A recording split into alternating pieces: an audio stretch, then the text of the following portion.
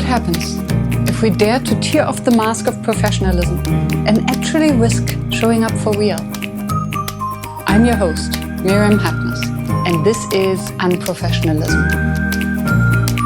There's the quote by RuPaul, "We're all born naked and the rest is drag." What this really means is, apart from when you're born, where you literally are born naked into the world, every choice after that is a choice either made for you by your parents or society, and then when you get older, choices you make. So for a CEO, they may say they have to act a certain way. I have to wear this suit. I have to be a leader in whatever way that means. And behind that basically is saying that I should be a certain way, but because actually hiding who you really are.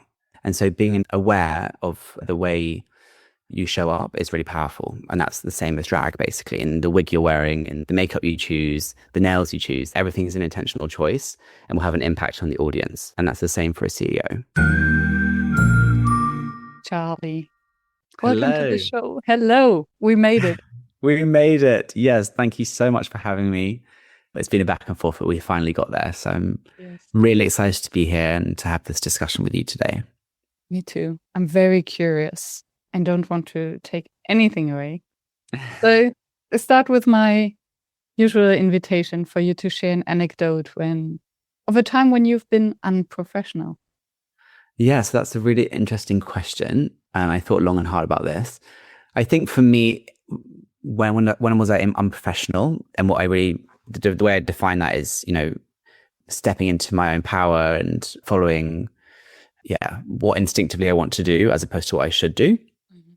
And I think for me, that came 3 years ago when I decided to leave my well-paid consulting role with a clear career path and a very well-respected firm, because I wanted to try and pursue this thing called facilitation and try and be a freelancer and see if I could do it.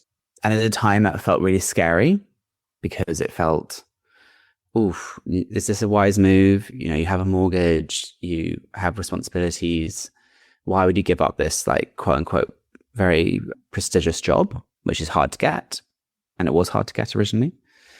But something in me was just go for it, give it a go. Your life is short, your career is long, and you should take these risks at times, So I think that was the moment where I was like, I'm not going to listen to anyone else. I'm going to try this thing. It is a leap of faith, but trust yourself and your instincts. And it'll be a little bit provocative here. Mm. It's courageous, yes. But what made it unprofessional? So what made it unprofessional, I guess, and we'll get more into this topic now, is using my drag as part of my career and practice. So before, I kept my creative life very separate from my work life. So, drag was my drag persona, Charlene was a fun thing I did outside of work in nightlife. But I really realized there was actually quite a lot of power in bringing it into quote unquote professional spaces. And we'll get more into this, but playing with the idea of drag, and they were all in drag every day, and actually speaking in front of a group of people at work. So that felt unprofessional in some way, because I think people associate drag with, and rightly so, like a fun nighttime activity or a fun pride event, but not really thinking about it in terms of how it can help us work in our daily roles. Mm-hmm. So it felt unprofessional. I definitely found posting about it on LinkedIn quite confronting, because it did feel unprofessional in some way, and I still to this day have to go through the process of, no, this is cool what you're doing, it's really unique, and no one else is doing it. So lean into that instead of shying it away. But that's still something I battle with at times. Thank you. Thank you for sharing that and unpacking it already a little bit. And I'm curious, because you say drag has a connotation of unprofessionalism because it's a nighttime activity and it's fun. Mm-hmm. And it's a very specific nighttime activity for a man to dress as a woman. Mm-hmm. What held you back in making this part of your professional identity? And what made you switch your perspective or approach? So I think before I went freelance, I always kept it very separate and didn't talk about it at work.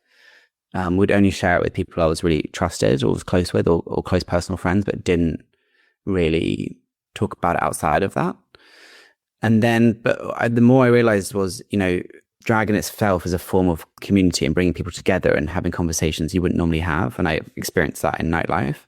And I realized like that's something you could do more in the workplace. And it's also one of the most interesting things about me and makes me stand out. So, always when I would tell someone, you get an amazing reaction. And I was like, so this is about showing more of my story and who I am, as opposed to like shying away from that. Mm. And then what really pushed me to do it more was, I then started being a freelancer. So I was doing a lot of team days, trust building workshops with companies, offsites, retreats, where you bring people together to talk about, how can they work more effectively or collaborate more effectively together. And a way to stand out was to bring drag into that because it makes me unique. It's different from others. And I also think there's a powerful message there. So it's only in the last year or so that I've started to bring it more in. Before I would bring drag in at, Pride events for companies. We do a lot of work around Pride. So that is more of your standard, like, games, bingo, fun party events. But then about a year ago, I was like, no, there's something more here. I think I had this idea for a title for a talk called what CEOs can learn from a drag queen. And I really sat down and was like, okay, what is there? Is there something there? And then slowly from that, like, I have been trying to build this out more. Yeah. And I definitely double click on that. The more I've been thinking about the idea of drag as a costume and the corporate workplace wearing their very own costumes and the mask, the more I'm fascinated. Instead, I will park this for just a moment longer. Sure. To explore something that you said, because I think that resonates with a lot of people and it takes more courage than we think. And I wonder why that is, or my idea why that is. You mentioned that it's maybe the most interesting part of you, and still you kept it secret, you kept it a part of your professional identity, and only told a very few people. And I can see how it is maybe the most interesting part of you, but also the most vulnerable, because that's the most real part, the one you care the most. And then being judged for it, dismissed for it, is a real risk. 100%. Yeah. I think any creative pursuit or differentiator one has, like, it's obviously something very unique, but it also puts you in a vulnerable position.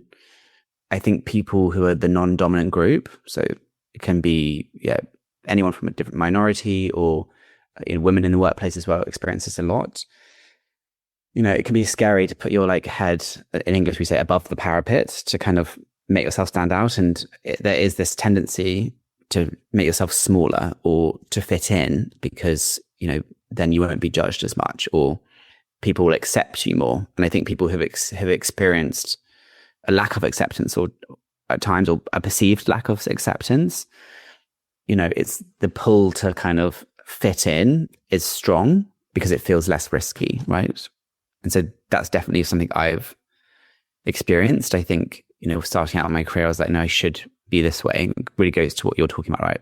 A professional looks like this, dresses like this, acts like this. And that's all well and good if that comes naturally to you. But I think there's a lot of connotations, but also a set of fixed ideas of what a professional is. And I would thankfully think that is changing. But I think, when one thinks of a CEO or a professional in an office, there's still an image, I think, that is conjured up.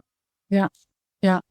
And what comes up for me is that as a queer person, we experience from the very beginning of our lives that we're somehow different. Yeah. Whether we've come out or not yet, right? Something is different. And then it costs so much energy to try to fit in and to hide that. And then on the other hand, once we're there and come out, not necessarily sexually, but just with our own identity, there's so much to win on the other side. Yeah, 100%. And actually, I would go even further and say, it's not just one coming out. Like, I still feel it's a daily practice. I have to tell myself, I know this is you, and you shouldn't shy away from that. And I think as queer people, it is a daily struggle or something we have to battle with because we have from a young age internalized that we are different and that, maybe that's a risk. So I think there is still practices you have to do in yourself to keep yourself from, as we call it, code switching, which is where you hide parts of yourself or highlight different elements of yourself to fit in with the dominant group. A lot of ethnic minority spaces a lot as well. And so, and especially in some certain work cultures, that is a real risk, or that is, actually coming out really could affect your professional life, depending on the culture you're in. And so there is this thing of shying away from it or hiding it. And that doesn't mean that everyone has to be, it's completely up to your personal choice, how you want to show up at work. And you're not obliged to tell anyone anything you don't want to. But if it's like holding you back or making you feel small, then that is an issue. Yeah, and a potential lost for the company or the team. 100%. Yeah. Thank you for sharing a little glimpse into your experience with that. So what can a CEO learn from drag? Well, that is the $1 million question. I think like the way to think about it is, there's the quote by RuPaul, "We're all born naked and the rest is drag."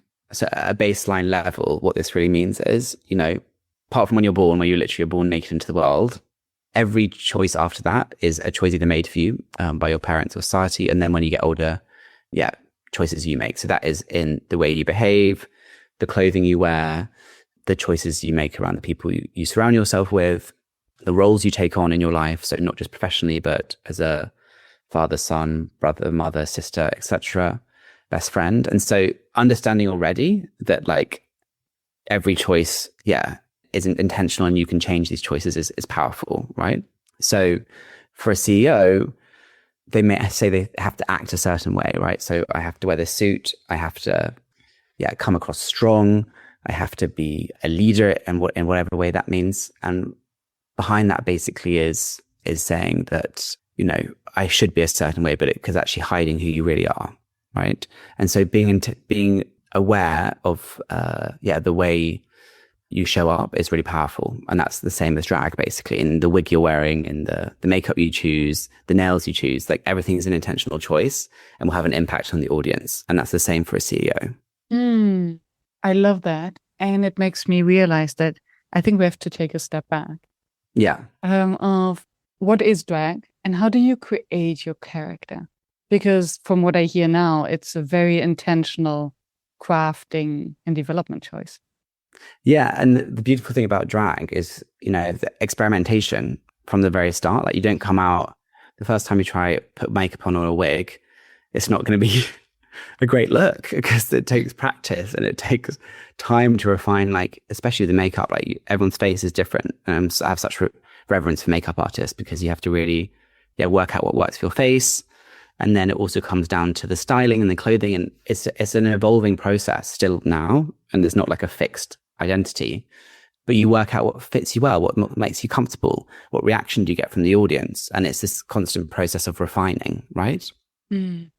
But I think the beauty of drag is there's also kind of an irreverence for, it's kind of questioning what gender is, and it's questioning the way society says what a man should be or a woman should be.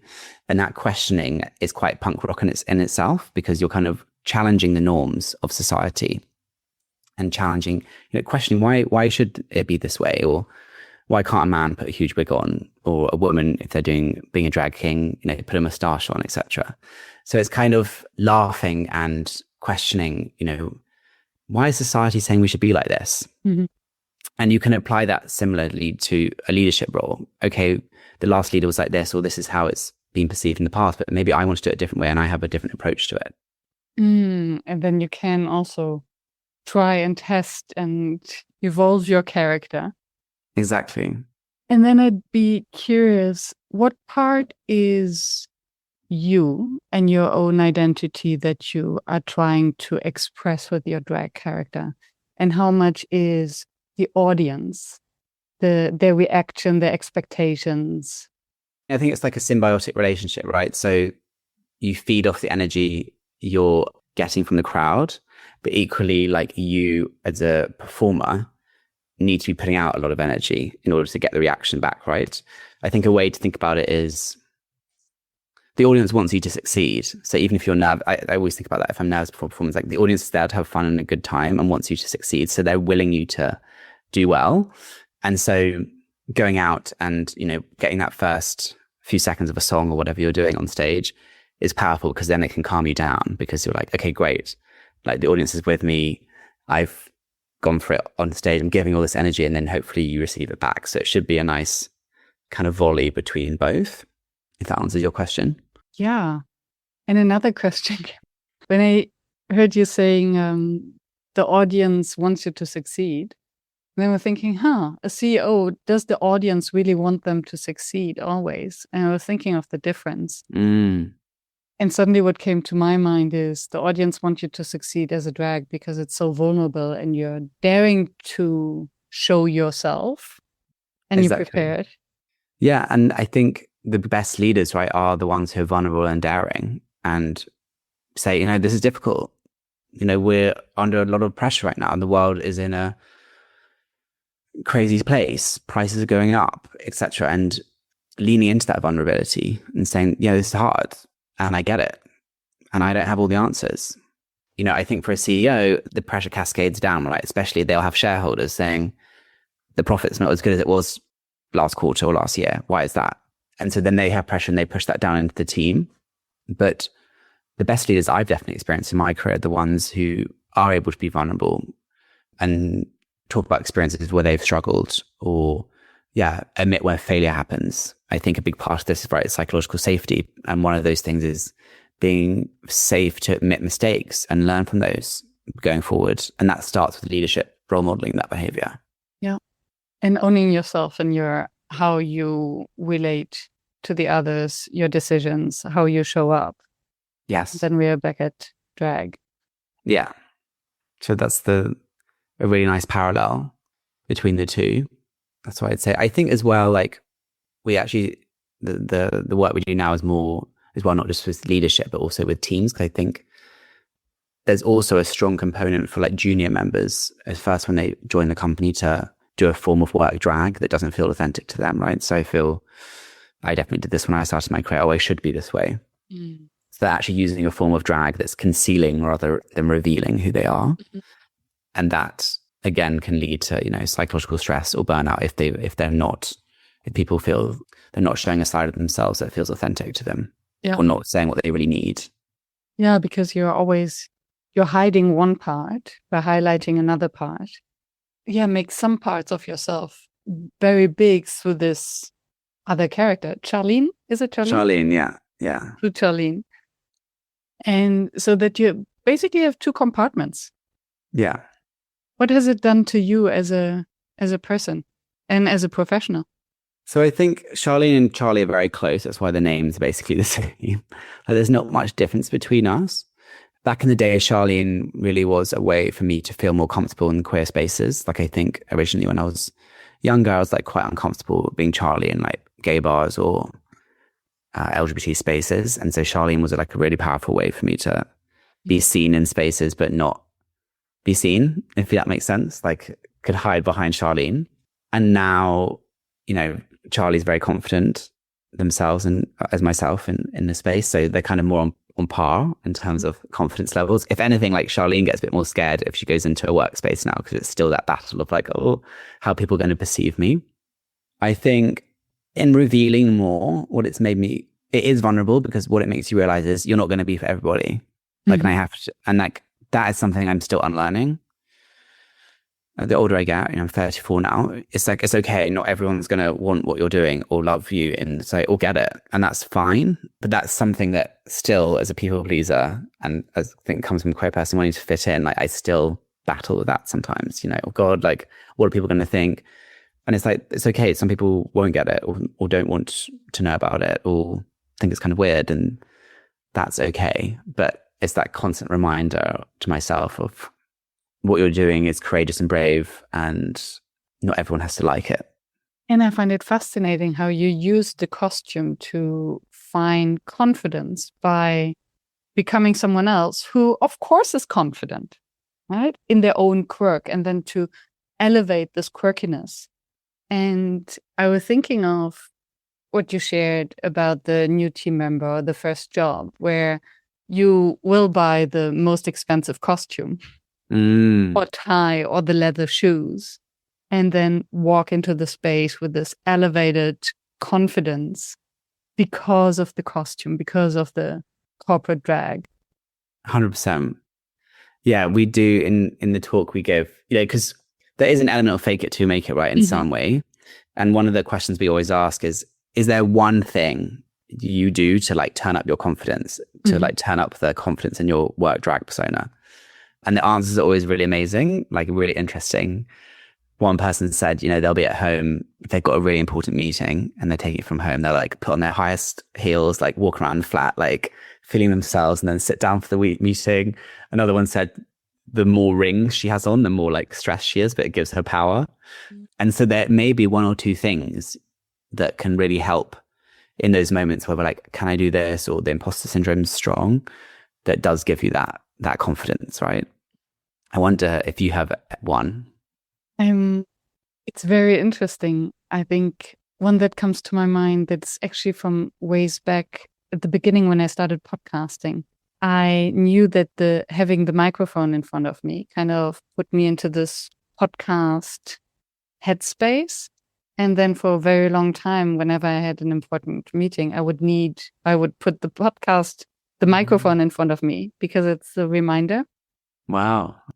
And I think now is similar. I would also put on nice clothes where I feel comfortable in my body. I would maybe put on makeup. But then it's interesting. I recently realized, or I asked myself how much of the makeup I'm putting on for video call or training, how much is it for me and how much is it out of the assumption that I have to do that because it's unprofessional as a woman to show up without makeup to a meeting or to a training that I'm hosting. Interesting. So that's the expected drag. And have you landed on which side it is more? I think it's a mix of both. I think it's mostly there is a sort of expectation because you see whether someone puts some effort in before they're meeting other people.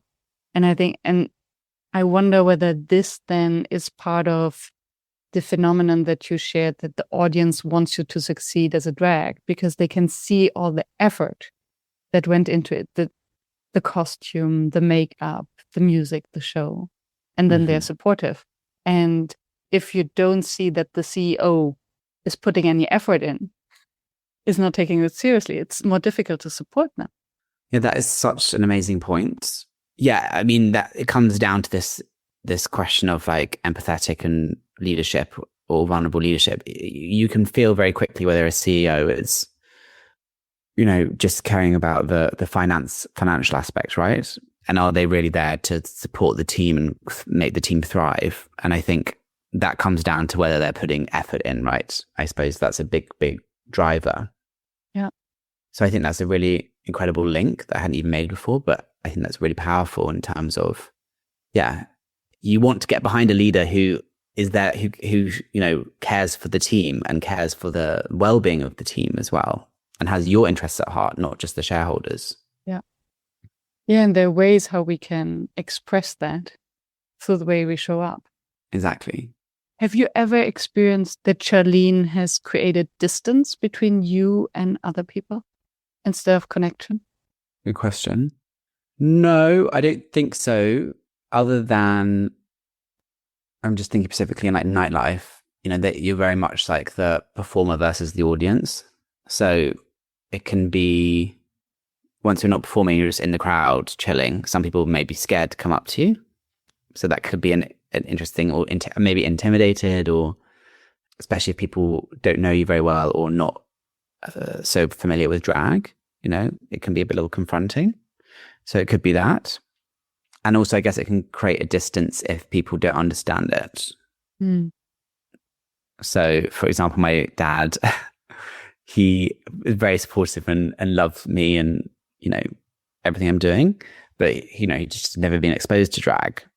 So sometimes he'll call it my Britney thing, because I used to do a Britney Spears number.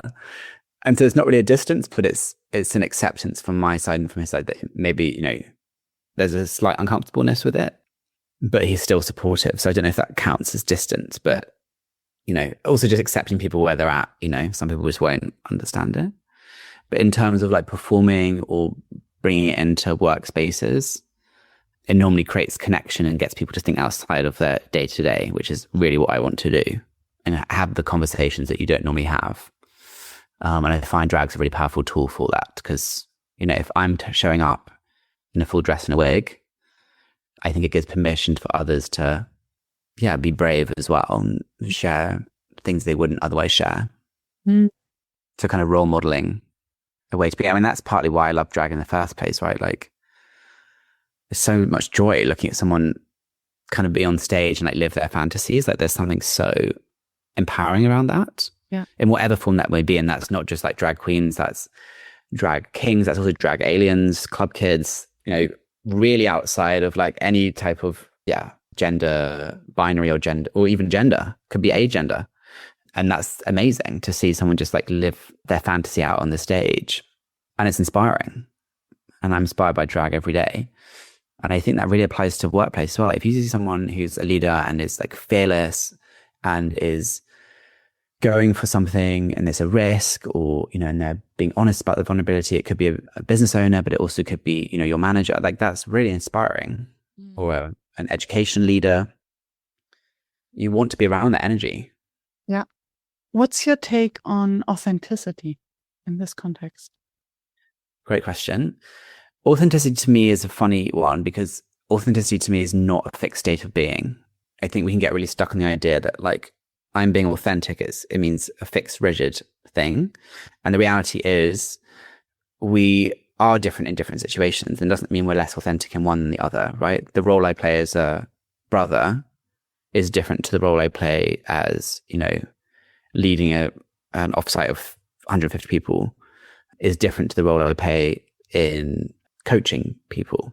So, Charlie has different parts of myself that I highlight and low light depending on the situation I'm in.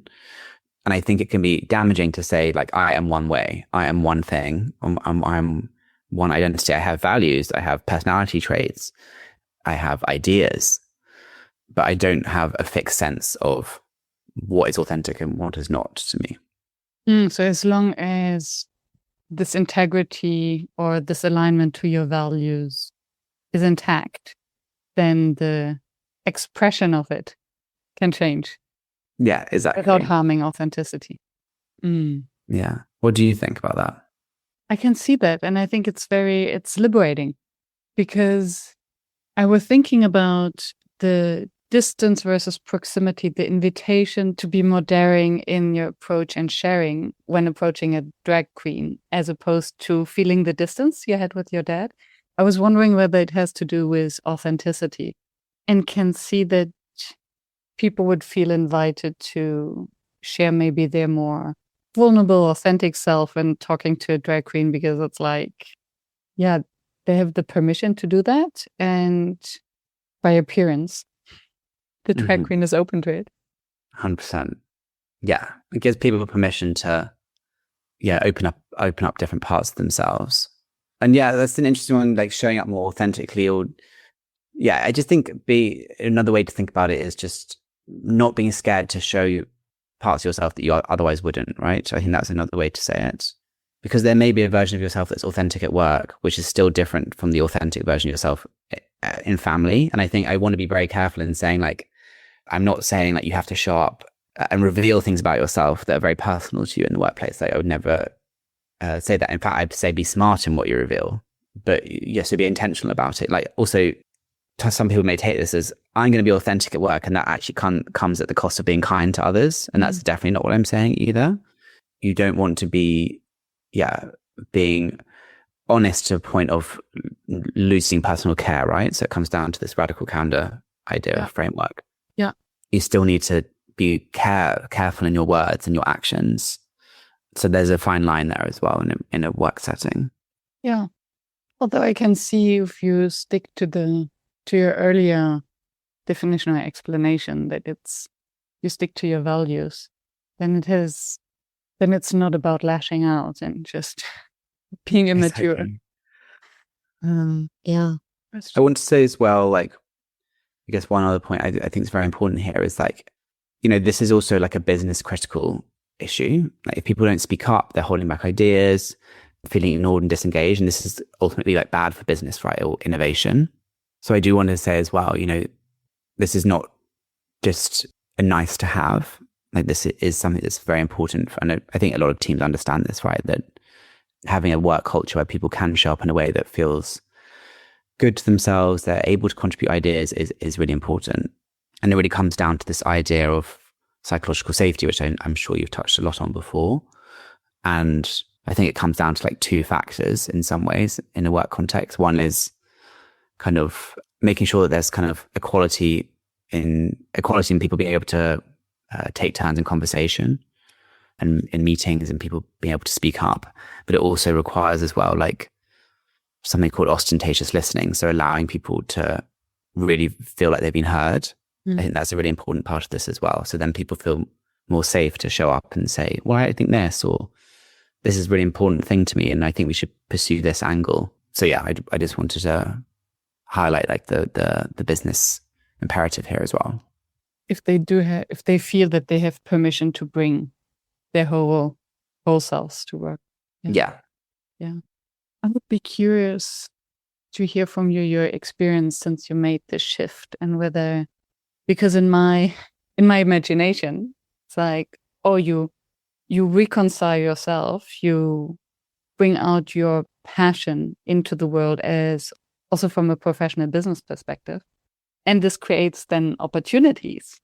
What's been that impact on your business and reactions from your network? Yeah, so it's actually been really, really positive. We're still trying to grow this and see what it looks like. So we've done a number of talks, but I've already been like flown internationally for this. So it feels like it's quite exciting in some ways. The reaction's been very positive and people can enter the talk not being tentative, but leave feeling they experience something special. And that's really what I want to do. So the impact's been overwhelming and positive. And while it still at times can feel scary, I'm like, oh gosh, like, are people going to like this, or how are people going to react to this? So far, it's been, a really great experience. And now I just want to see how far I can grow it and sell it and push it and have impact really as well. That's the key thing, right? And how do we take it past, a moment of inspiration to also really embedding this into work cultures as well. So that's kind of the path I'm on at the moment. What I find so beautiful in that is that it is deeply personal and so vulnerable because of the risk for rejection. And at the same time, it is a lived experience you invite others to learn from in a way that is adjusted to their own experience without forcing them into a space that's not theirs.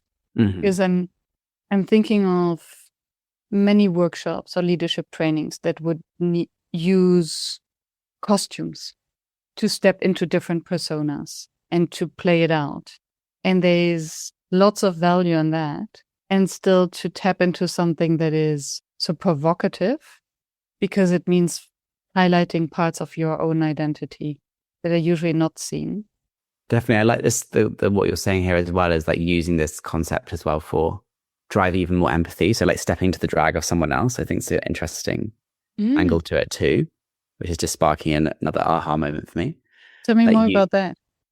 Well, just as you're speaking, I'm thinking, again, this is always so nice. It's like it's expanding my ideas of like how to use the concept further. But, a big part of authentic or great leadership, I think, is being able to have a lot of empathy and understanding of what the team's going through, and also on an individual basis, what each member's dealing with. And maybe a way to do that is to ask them to step into the drag of like a middle manager versus the intern versus whatever the team makeup is, and getting to think about it from their angle. I have done exercises like this before, like the empathy wheel is an exercise I've done where you get people to stand around the room, but the element of drag is an interesting addition to it as well around this idea of personas, I think. Mm-hmm. Which makes me think of no one steal that, by the way. No, I'm joking. I was joking. I've done activities where we would copy the way of walking of other people, and then basically getting a real good embodied sense of how they must feel. And then I think, going even a step further. Yeah. By stepping into someone's drag. Okay, so how does it feel if I wear these high heels before a call? How do I feel wearing so many rings that somehow might become an armor in itself, but also maybe what's the heaviness means? 100%. Like that. Yeah, I really like that too. Yeah, so I think it can be played there. And I also think there's another area that I'm interested in exploring around on this idea of like, what are the small things you can do to make you feel more powerful or more confident? It's kind of workshopping that as well. So using different personas to, for example, with presenting, present it in a style that a CEO would versus a manager, and kind of getting more confident with putting on different personas. So then when it comes to actually you yourself presenting, you feel you've got it because you've done it in different ways or silly voices or whatever. So it's like a way to train people as well. I think is a really nice angle there too. Where would you see the difference between stepping into your drag as opposed to trying on a different persona? So that's a great question. So I think, it also can be that you're experimenting yourself. I'm going to try on this role. How does it feel? Versus, so that can be, an experiment for yourself, especially if you're more junior.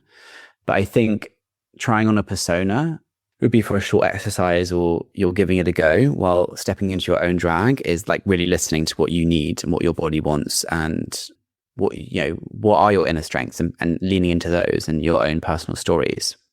And how important is then to have it separate, so that you're stepping in and out of drag? Or is there a moment where it becomes one and it's difficult to disentangle? I think, if we go on the premise that you're always doing drag, so already the foundation is you're doing it right now. Mm-hmm. So it's more a process of interrogation of the way I am currently showing up in the workplace, for example. Is that sitting well with me? Or have I got that like knot in my, it's really about like listening to it, but have I got that knot in my stomach where I'm afraid to speak up? Sorry, there's a barge going past. I'm afraid to speak up. I'm not able to say what I think properly, or like I'm not showing a side of myself that I really want to show, because actually this is where I'd thrive. So I think it's about going back to this idea of concealing versus revealing, like really having an internal look of, is the way I'm acting and showing up actually something that feels right for me? Thank you. What's something unprofessional that you would still advise others to do? That is the $1 million question. What I would say to that is, and actually I just want to, because I thought about this a bit, I just want to see what I wrote here. I think what I would say is, don't wait for others to give you permission to dive in and try and be a version of yourself that you want to be. Like, I think a lot of the time we can get stuck in, what we should be. And I say, you're braver than you think. And so surround yourself with people who are going to champion you as much as you can. And that can be on a small level in a workspace, in order for you to potentially show a side of yourself that you haven't yet. So I think that would be my one. I would say, like, careers are long, so take the risks and don't wait for others to give you permission to show up in a way that feels good to you. Thank you. Thank you. This was a conversation without the script. Now it's your turn. I'm Miriam Hadness, and this has been Unprofessionalism.